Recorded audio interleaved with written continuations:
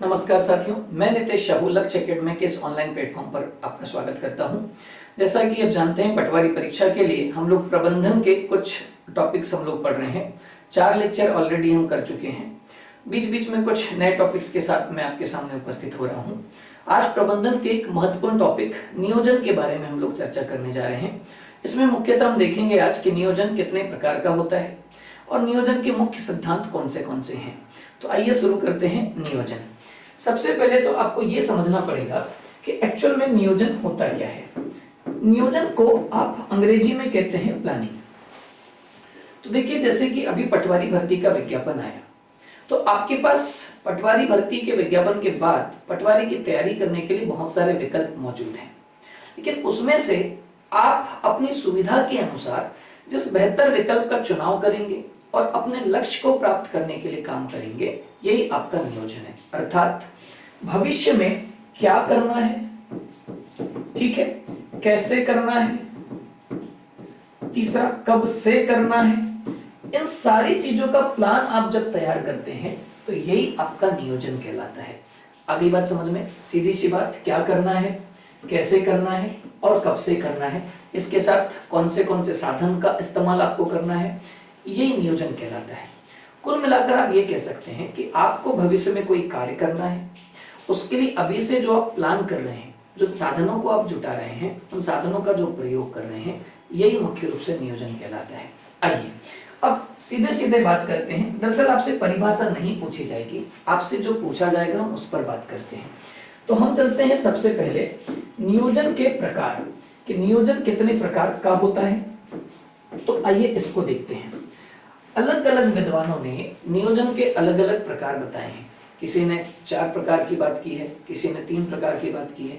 हम देखते हैं मुख्य रूप से नियोजन कौन से प्रकार के होते हैं। आइए तो हम देखें, सबसे पहला नियोजन होता है समय अवधि के आधार पर नियोजन। देखिए यार, आप जो प्लान करते हैं ना, तो समय अवधि के आधार पर नियोजन, आप जो प्लान करते हैं तो उसको एक पूरा करने के लिए एक टाइम डिसाइड करते हैं। जैसे अभी आपने पटवारी भर्ती परीक्षा के लिए प्लान किया होगा कि सामान्य प्रबंधन आपका इतने दिनों में कंप्लीट हो जाना चाहिए, हिंदी इतने दिवस में कंप्लीट हो जाना चाहिए, अंग्रेजी इतने दिवस में कंप्लीट हो जाना चाहिए।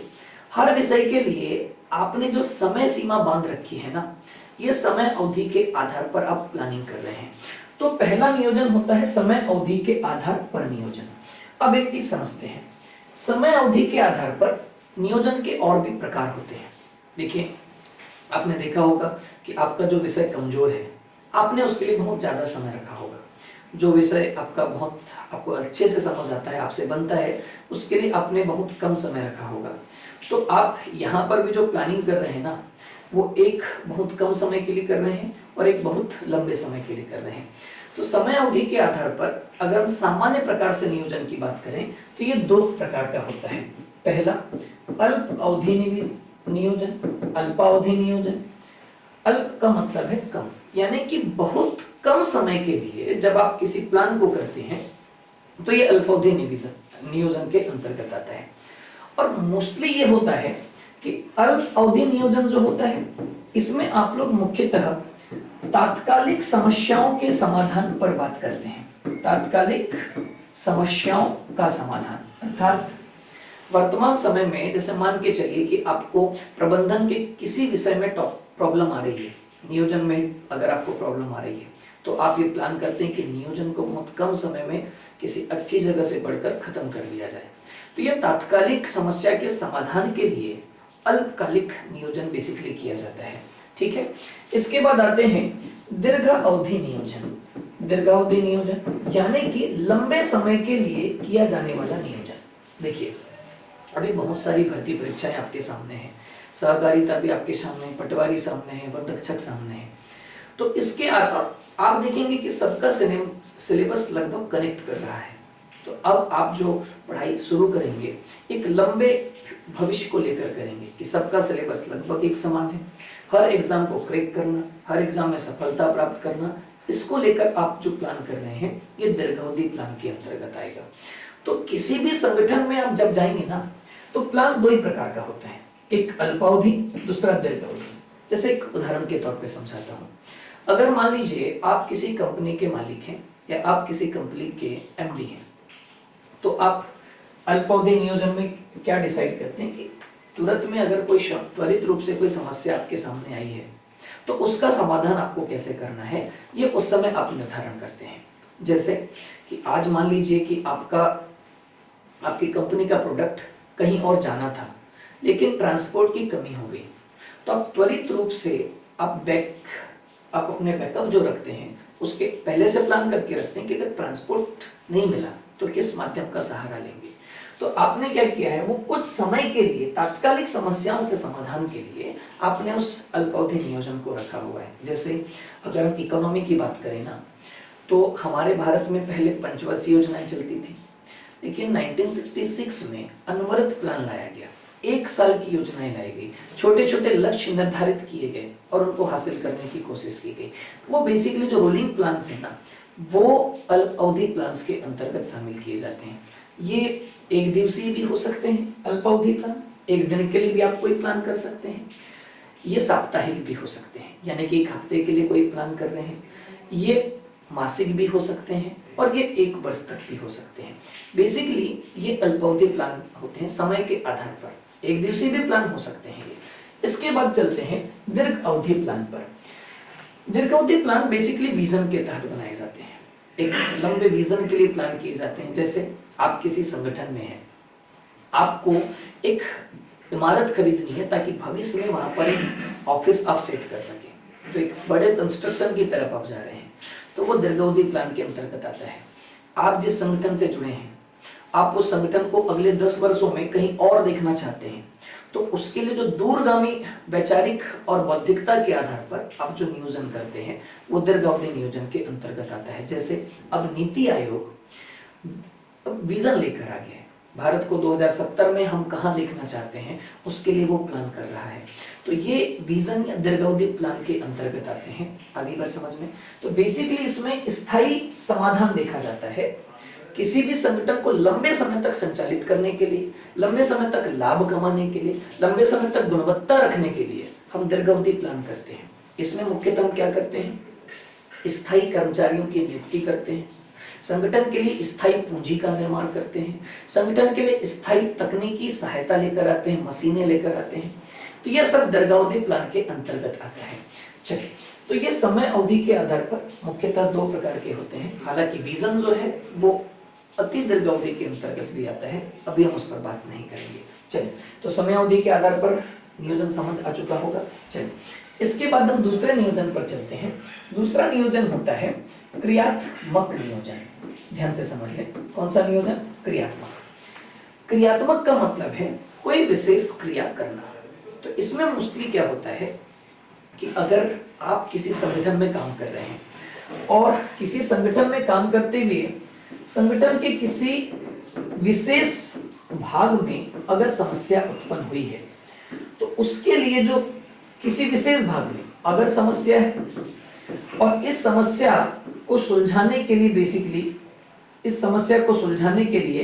एक सेकेंड, अगर किसी विशेष भाग में समस्या आ गई तो इस समस्या को सुलझाने के लिए जो नियोजन आप करेंगे वो नियोजन कहलाता है बेसिकली क्रियात्मक नियोजन। एक उदाहरण समझाता हूं।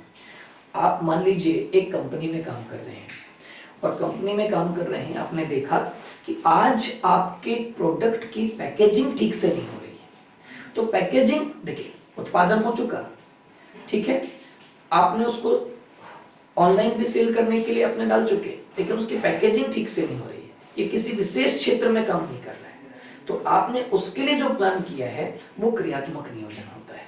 अगली बात समझ में, आप पटवारी की तैयारी कर रहे हैं, 8 विषय हैं, आपको किसी एक विषय में अगर तकलीफ है, एक सेगमेंट में तकलीफ है, तो उसके लिए जो आप प्लान करते हैं ना वो क्रियात्मक नियोजन के अंतर्गत आता है। इसके बाद चलते हैं तीसरे नियोजन पर। तो तीसरा नियोजन होता है व्यापक नियोजन। अब यहां पर ध्यान से समझ लें, क्रियात्मक नियोजन और व्यापक नियोजन, इन दोनों को, व्यापक का मतलब है बड़े स्तर पर, ये दोनों जुड़े हुए हैं।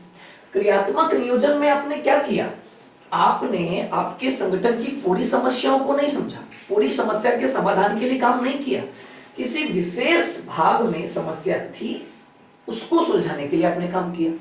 बल्कि व्यापक नियोजन क्या होता है, ये बड़े स्तर पर होता है।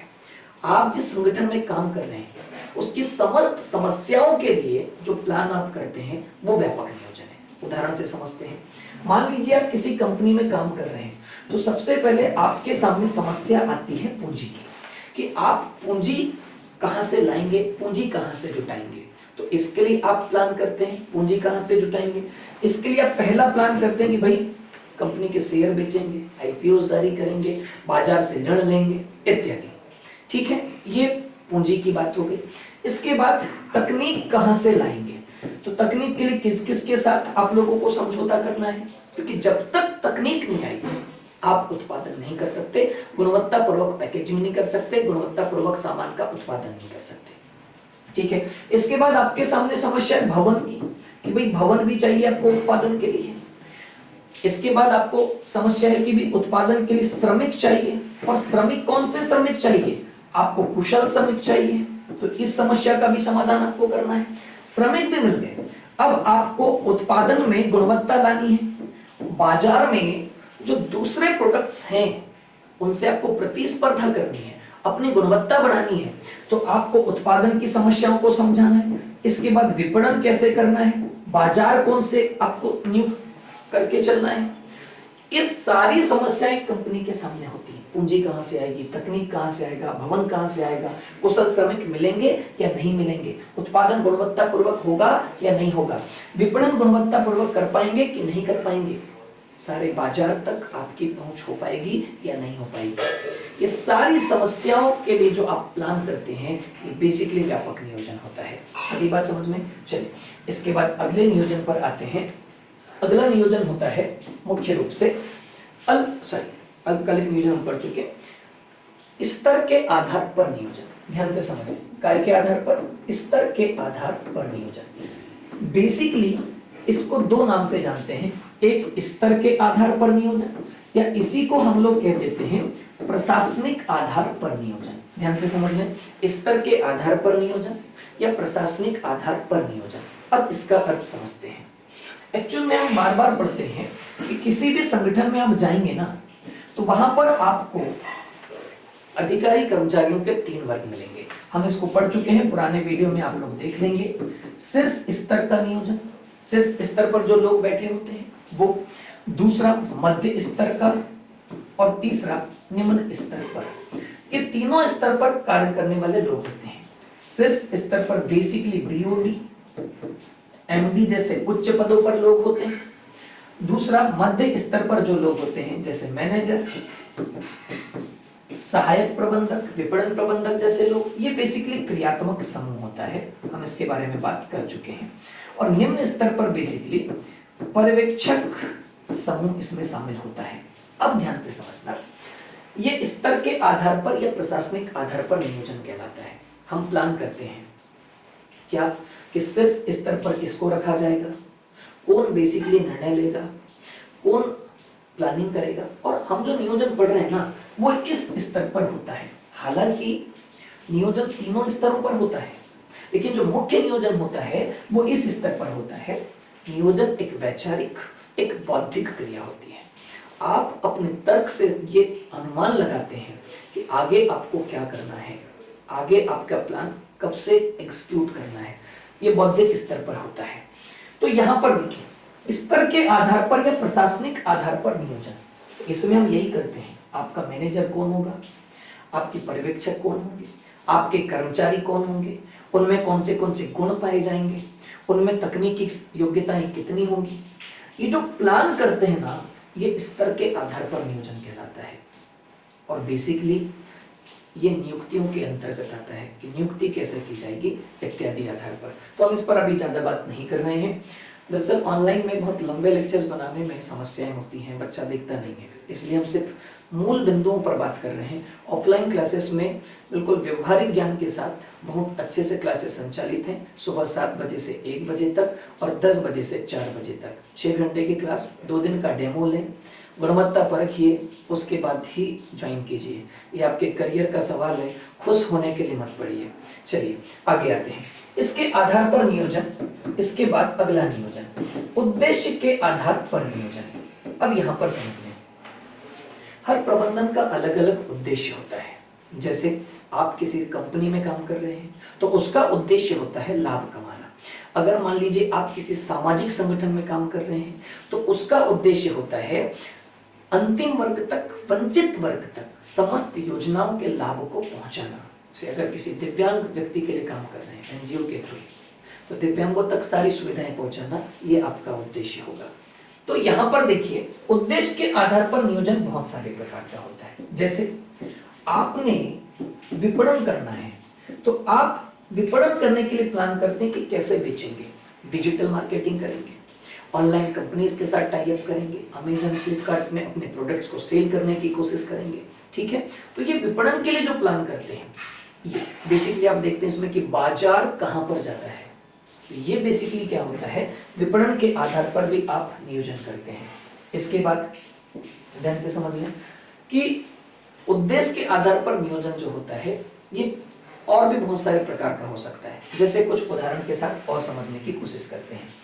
आपको अपनी कंपनी के लिए कच्चा माल चाहिए, तो इसके लिए भी आप प्लान करते हैं कि आपका उद्देश्य है उत्पादन करना, और उत्पादन करने के लिए क्या चाहिए, कच्चा माल।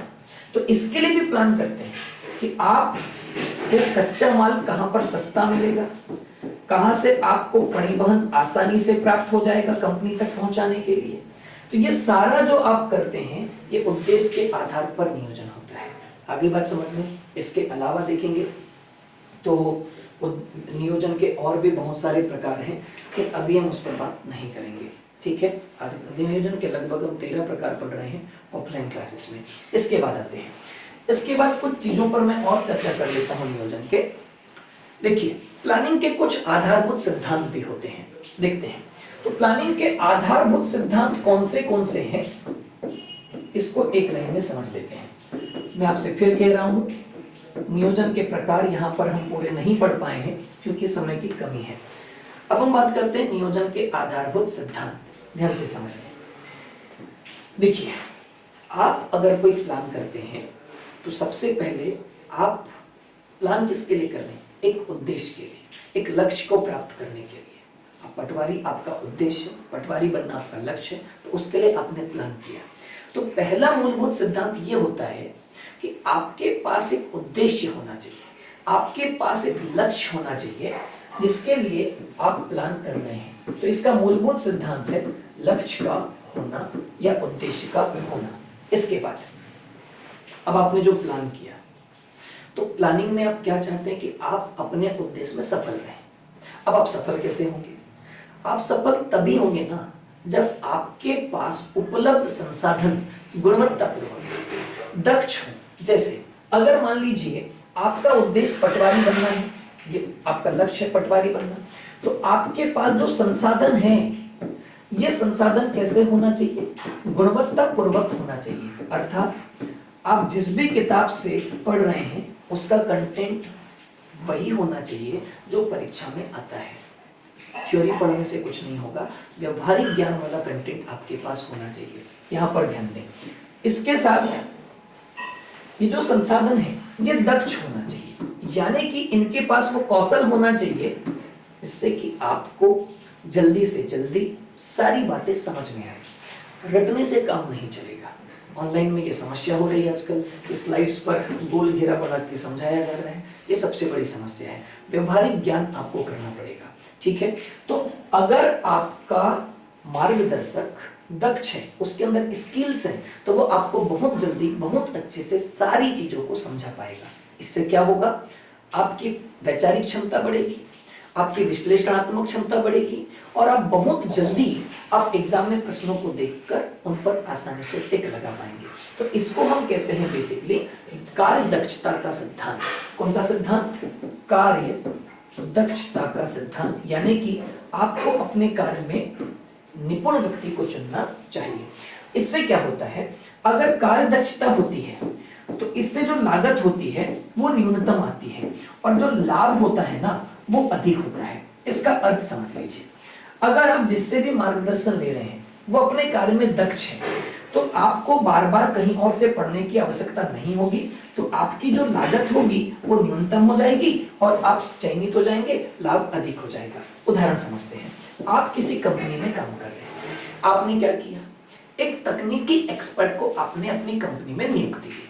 तकनीकी एक्सपर्ट, अगर वो पूरा टेक्नोलॉजी रूप से वो एक्सपर्ट है, प्रॉपर तरीके से काम करने में सक्षम है, तो आपका काम जल्दी भी होगा, आपको दूसरे तकनीकी सहायक नियुक्त करने की आवश्यकता नहीं पड़ेगी, अर्थात लागत कैसी होगी, न्यूनतम होगी, और उससे लाभ कैसा होगा, अधिक होगा, क्योंकि प्रोडक्शन बढ़ेगा।